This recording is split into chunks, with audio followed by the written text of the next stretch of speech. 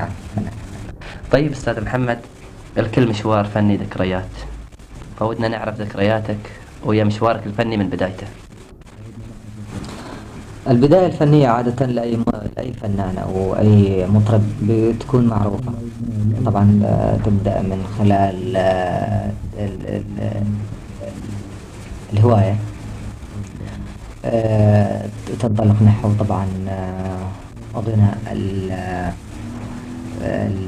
الألوان الشعبية اللي موجودة في بلده.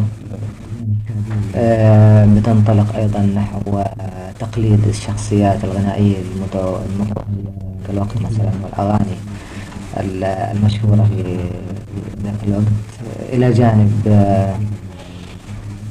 طبعا إعطاء فرصة دراسية مثلا في الدراسة مثلا للأوقات الثقافية. هوايات. نعم. شوية هوايات في الكشافة ومعسكرات كشفية، ومن خلالها يعني برز النشاط الفني ياخذ يعني في طريق البروز، يعني كده أول جمهور كون لي من طلبة الكشافة. مطلع كشف. طيب خلينا طبعا انتقلت اسمه، بدايتك مع الغناء. أول ما بدأت كانت ببداية الأسطوانات عام 60. سجلت 3 أسطوانات، 4 أسطوانات تقريبا، آه، في الكلورات حجازية. تذكرها الأغاني؟ إيه منها هاجر، منها يا عمر قال في العشق، ومنها أيضا لحني للأستاذ عمر الدرس اسمه الحارة، والآخر اسمه مشوار بعيد أعتقد ماشي من ماشي. بعيد جدا، 20 سنة تقريبا. فبعدها عام 63 تقريبا رحت للإذاعة، وكان مدير الإذاعة جدا يحب يشجع المواهب فأعطاني الفرصة إني أنا أكون في الإذاعة. وكنت قبلها برضو من خلال برامج الأطفال أيضا في الإذاعة أقدم يعني بعض النشاطات فنيين. إيه، أناشيد الأطفال.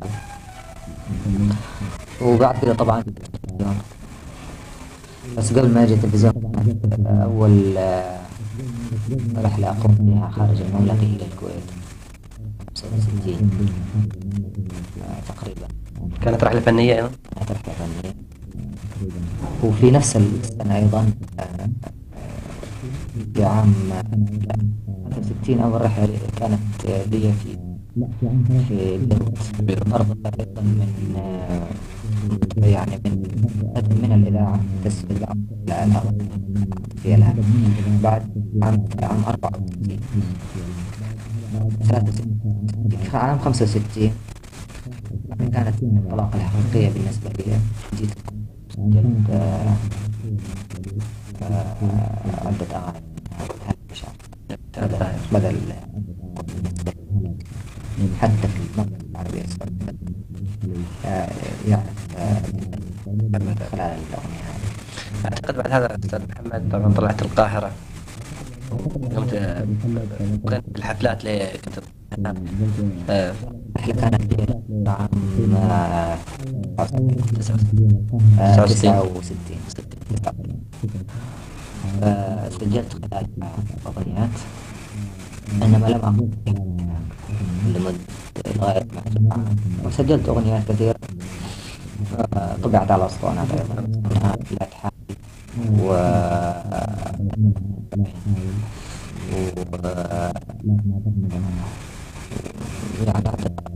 يعني فصرنا نروح للقاهرة أيضا لتسجيلات إلى عام 71. في عام 71 رحت القاهرة وعملت مسلسل غنائي من 13 حلقة في القاهرة. في عام 71 هذا الكلام، يعني بدأ من خلالها الجمهور المصري يعرف. في عام أيضا 71. طبعا احنا بنحكي بالتاريخ الميلادي. في عام 71 إلى جانب المسلسل التلفزيوني اللي قمت بتمثيله والغناء فيه، عملت أول حفلة لي في القاهرة وغنيت فيها أغنيتين،